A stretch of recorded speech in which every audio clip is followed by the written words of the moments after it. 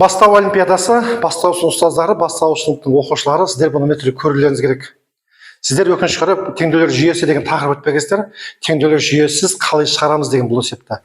Ол үшін соңына дейін қараңыздар. Қоймада 3 түрлі банкі бар еді. Яғни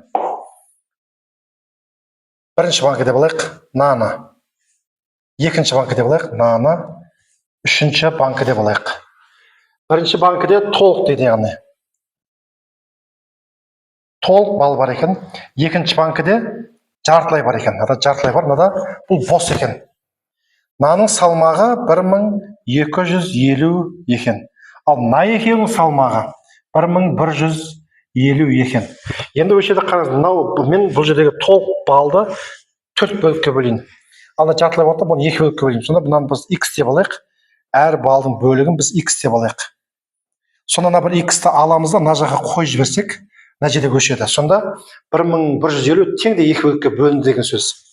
Сонда бұны 2-ге бөлетін болсақ, сонда бұның жауабы 575 шығады екен. Яғни біреуінің салмағы 575 шығады екен.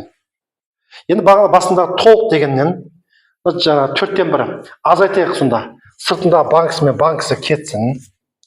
Мынау 4-тен 1 бөлігімен бұяқта 4-тен 1 бөлігі кетсін. Сонда бұл жерде 3 бал қалды.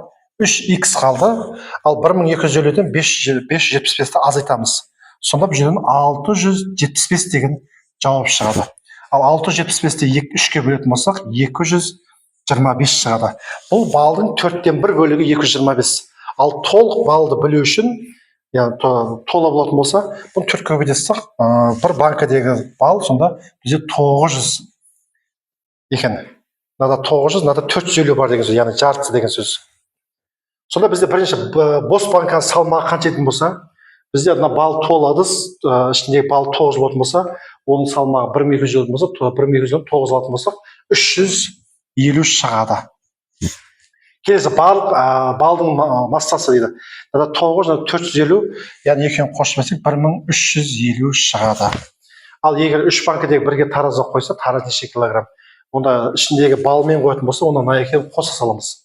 Ал тек қана бос банканың 3-ке бөлсек, онда 1150 шығады. Міне осы